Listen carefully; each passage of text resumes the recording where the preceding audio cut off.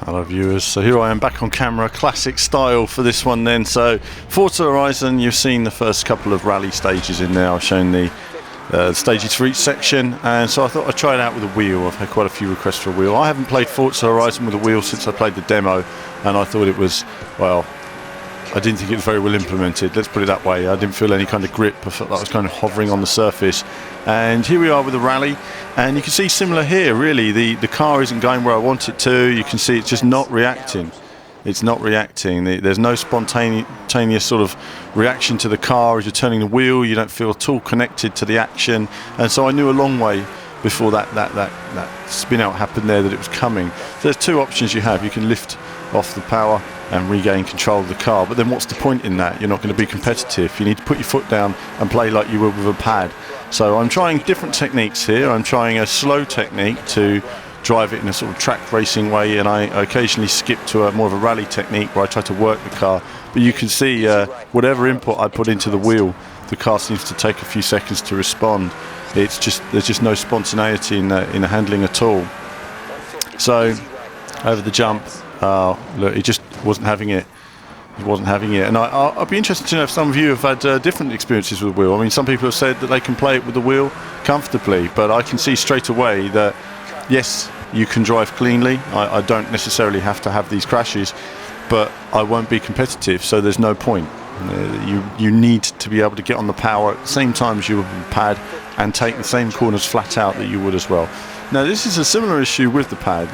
Anyone using the pad, if you turn in, you get some oversteer, you counter that, and straight away the car goes into a tank slapper and loses control. But it's exacerbated here by the wheel in action. So I'm just trying to, again, different techniques, learning where the limits are. On most racing games, actually, if you play them for the first time, you'll see, you know, this sort of situation where, you know, you're testing limits and what works and what doesn't work. But on this particular occasion, I just wasn't able to find the balance. You can see there again, you know, I knew the back end had lost it. I turned in into the direction of travel. No response from the car. It just ignores the steering input entirely and just continues straight into the wall, which is a real shame. Now, you know, an arcade game, yes, it should work well with a wheel. You know, Sega Rally came out in '95 and it worked perfectly with a wheel. There's no reason why today the Fanatic official Forza wheel wouldn't work with it. So I think to myself, well, let's have a restart. Let's just see. Now we've learned some issues. Why don't we try and work on some of those? Why don't we try a different style of driving here? So now I try to try a bit smoother, and then you'll see a bit more aggressive driving come in as well. As I think, right, okay, because yes, we can do it smoothly and we won't crash, but at the same time, we want to win races. We want to hit leaderboards. That's what it's all about. So slow down. Had to come out of power, so much slower there than I would have been with the pad. So it just shows you there you can do it, but you're just going to be slower. I think right on the power, and the car's skipping along the surface, so I don't really get any feedback as such.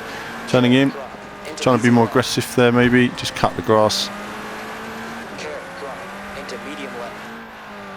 You're always a passenger on those jumps, so it has to be said. If you come down badly off the jump, likelihood is you're going to spin out. And again there, look, I countered the slide, and yet it just wouldn't counter it at all. So it's every time you try to push a bit more, just lift. Every time you start to lose the car, lift rather than counter steer. Now obviously, you know, when you're driving a car like this, it's all throttle control that's controlling your steering angle and everything else. You know, you're controlling the steer of the car with the throttle, but on here you're just not able. It's accentuated because the steering input is so delayed, and so sometimes just non-existent. The car's just not going where I'm steering. It's like there, I was steering for ages to the right, and then when I steered to the left, the car wouldn't even go left. So an interesting one. I've enjoyed the rally pack. I found it really good fun with the pad, you know, for what it is. It's throwaway gaming, it's great fun, it's intense, everything else. But it's very basic at the same time. It is just DLC. It wouldn't have survived as a game on its own right, because there's not enough depth to it. There's not enough to learn. There's not enough to come back and keep experiencing. You just need to know which corners to cut, which walls you've got to bounce off to, and where you can scrub off speed instead of using the brakes, basically.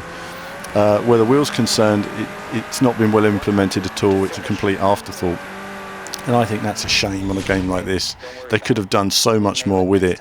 But at the end of the day, I wanted to share this with you guys, and I'd like to get your feedback. You know, maybe my experience of the wheel here is unrealistic to what some of you guys are experiencing, and you've got perfect handling. Certainly for me, though, that was something like this should handle well, and there's nothing I'm going to be able to do with my wheel in terms of settings that's going to cure, you know, a fundamental problem with the actual handling itself. So it's interesting, but obviously, as ever, I test it out lots and try and find the cause of the problem, and always try and maximize it to see if I'm going wrong somewhere. So I try different techniques, but as you can see here, no, there's just no more speed. And that, viewers, is that on the wheel with Forza Horizon. But as ever, there'll be more videos with the pad coming in the coming days as well as my PC stuff, which is currently on the go. It's being sorted out, so more of that to follow very soon.